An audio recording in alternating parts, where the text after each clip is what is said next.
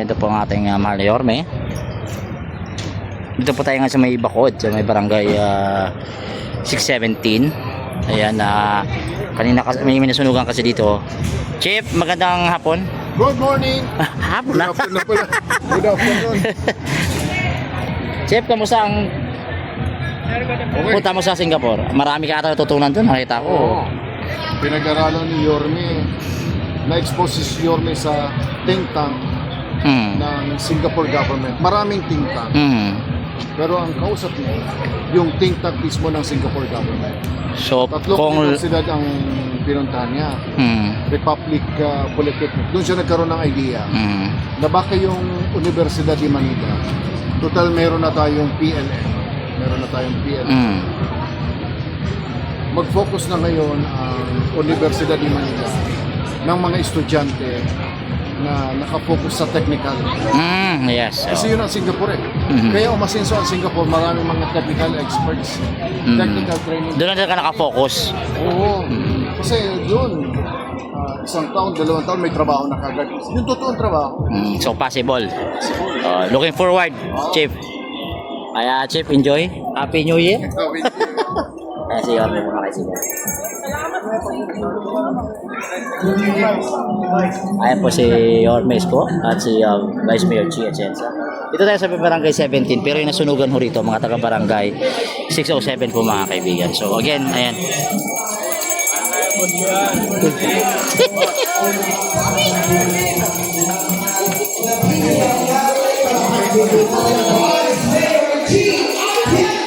Engineer?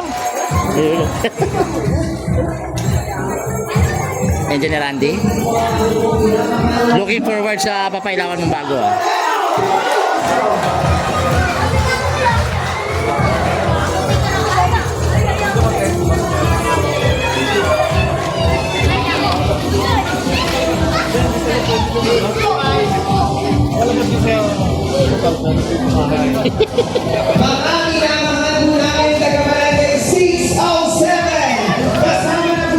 Boss Let?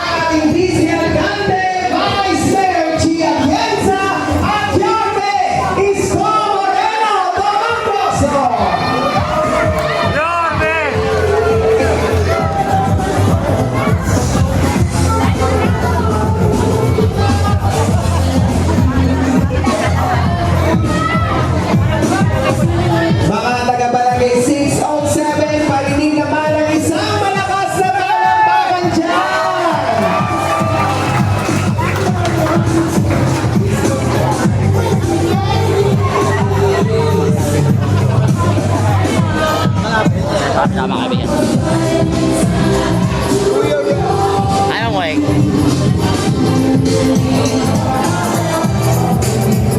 Muli po, palakpakan po natin Vice Mayor Chi Atienza at Yorme Isko Moreno Domagoso.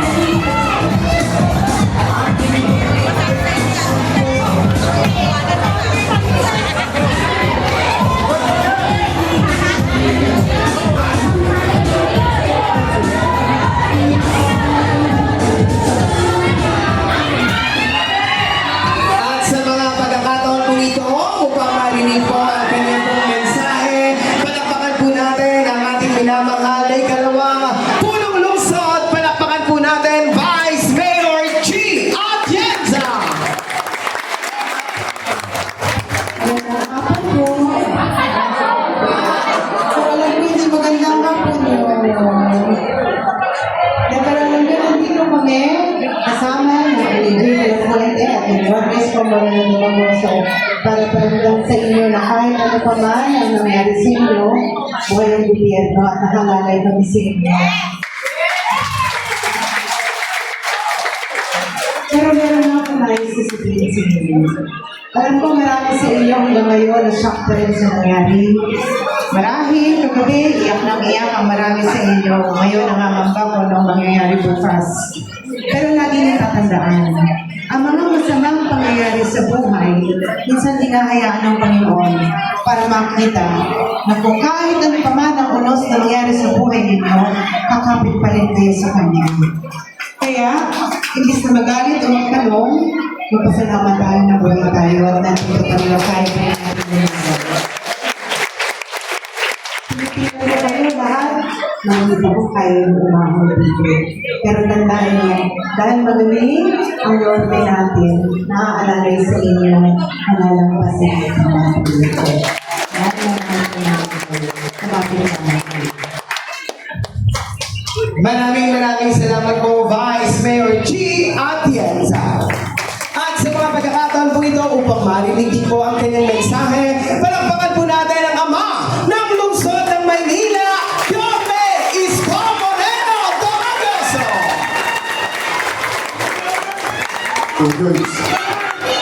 Magandang araw sa inyo. May alam ko, hindi magandang araw nyo, pero siyempre,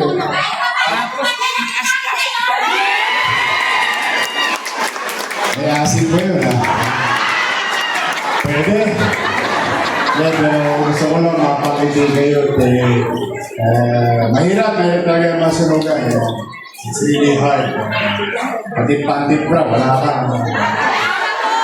Wala. So, Jin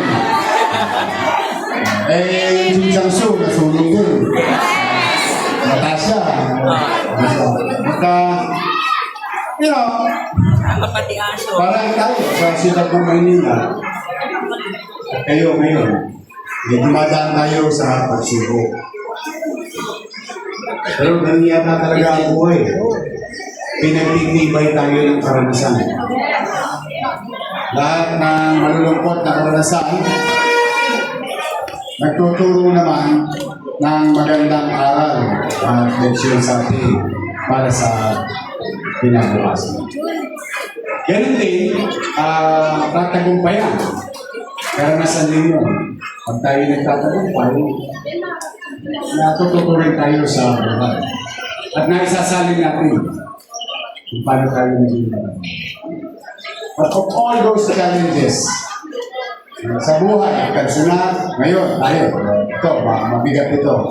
Sa lahat ng uri ng pagsubok, ang importante ngayong araw na ito, na wala man ang pandit bra, kaldero, sandok, yan, lahat ng mga pagkawin ng sigos, ang importante, walang mamatay.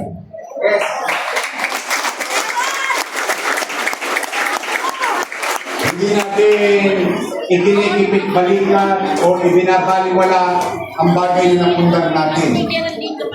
Kaya lang, mas malaga ang buhay. And then, with that, life will go on. Sawa na Diyos. Sabi nga, lagi ko sinasabi, ay tukod na tukod tayo. Okay, huwag ka na lang.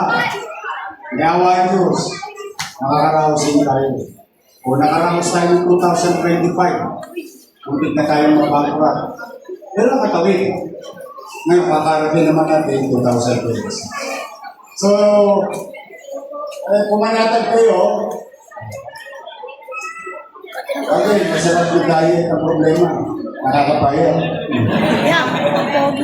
Marami na kasi nakakapansin parang bubutot balat ako dito. Pati anyway, ko rin, yawan naman ko. Pinapanalangin ko naman lagi na lakas ng pangangatawan dahil sa laki ng problema ng ating muso. Mano ba napatungan ka pa ng kabilang kaliwat at kanan ang Biblia. So, ang importante, we must continue to believe that good things will come to us. Babangon tayo ulit.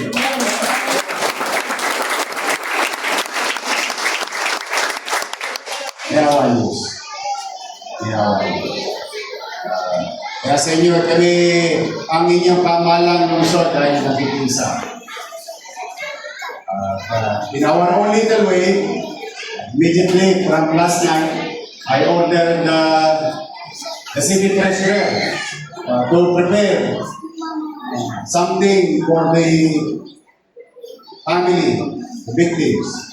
At least, sigurado ako mamaya, kahit pa paano, yung matatanggap nyo kinabukasan sa hardware din lahat pupunta.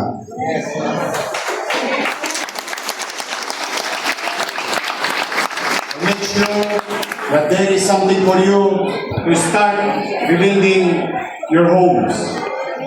Sigurado ako, marami-raming yero mabibili ninyo. Marami-raming dos por dos. Palo nyo sa ulo ng makulit. O plywood, and so on and so forth. At ibang bagay pa. So, ulit ito paalala, yung bagay na naipundar ninyo, huwag nyo na masyadong alalahanin, naipundar nyo nga dati yun, hindi kaya nyo ulit gawin. So, dito po ang inyong pamahalang lungsod sa maliit namin kaparanan, ang inyong Vice Mayor, dito, at si kagabi niyo pa kasama. Pwede ba maisuyo? Ito laging balagong sa akin.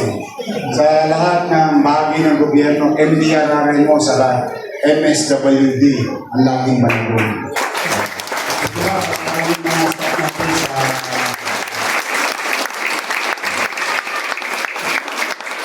yan ang backbone ng aberya ng lungsod. Talagang yan agad ang re-responde. Kaya lagi kong pinagpapasalamat sa kanila. Dala ng kung ano makukuha nilang tamang datos. Magiging tama rin yung ibibigay ng pamahalaan. Walang may iwan. So, yung mga nadapuan, okay maglala, meron pa rin kayong makukuha. Yung mga totally damaged, bawat isa sa inyo, kukuha ng 15,000 pesos. Yun yung bukong na kayo, hindi, please, kahit pa paano, mainsan man lamang namin yung pinakarap ninyo. May bago na ngayon, bilang dagdag, wala kayo paglulutuan mo yan. May kalbero yan. May kawali. Ang tawag namin, kitchen set. Para kahit pa paano, may mga kawalan. Walang kalan? Ano kalala?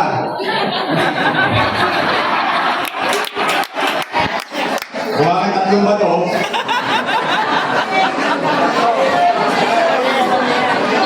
Kuha kang tatlong bato. Ilasulog mo bahay.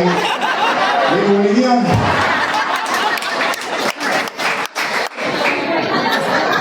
Puro talaga. Wow! Gano'n talaga.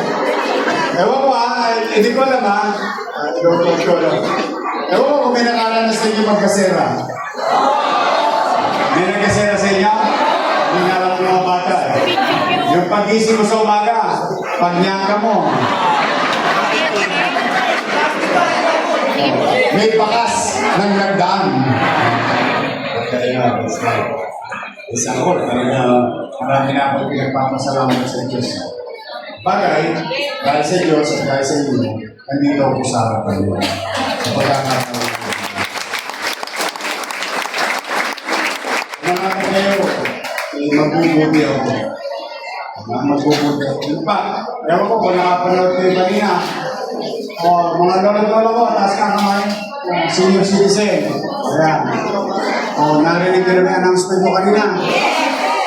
Sa 28, District 1 and 2. 29, District 3 and 4. 30, District 5 and 6.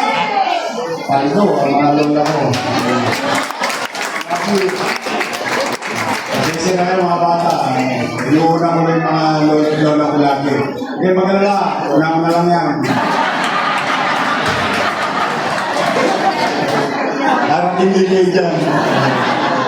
Solo parent. May solo parent.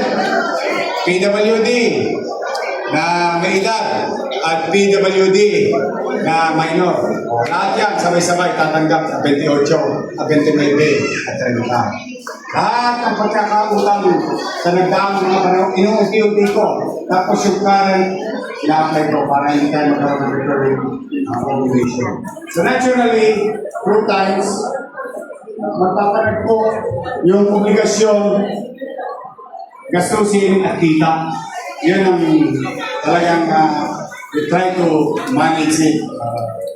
We survived 2025. I'm hoping with your help and with the taxpayers' help, makakasurvive tayo ulit ng 2026. Hanggang gumaang ng gumaang yung pinakaharap ko ng obligasyon sa taong bayan.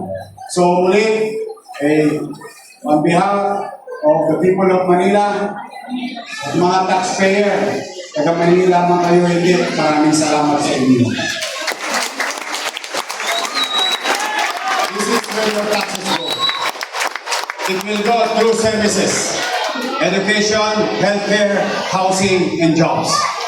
That's where we're going to invest. So for the meantime, I am honored and grateful to each and every one of you to be of service. Maraming salamat sa pagkakataong ako'y binigyan ninyo makapaglingkod muli sa inyo.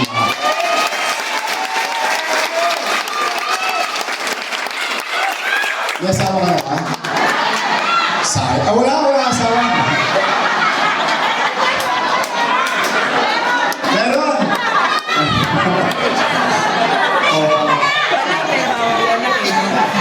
Pag nakakita mo to sa dilim, pwede ba doon eh? Mga nanay ko, I love you! Mga lolo ko, I love you! Sa... Maawa talaga Diyos. Magbubuti ako. Hindi ko magbuti. But for the meantime, gusto ko lang maramdaman nyo, may gobyerno sa lungsod ng Manila. At nawa, sa mga darating na oras at araw ng buhay nyo after this, God will guide you. And hear all your prayers and wishes in life. Pagpalaan nawa kayo ng kung may kapal. Maraming salamat! Manila! First, thank you. Maraming salamat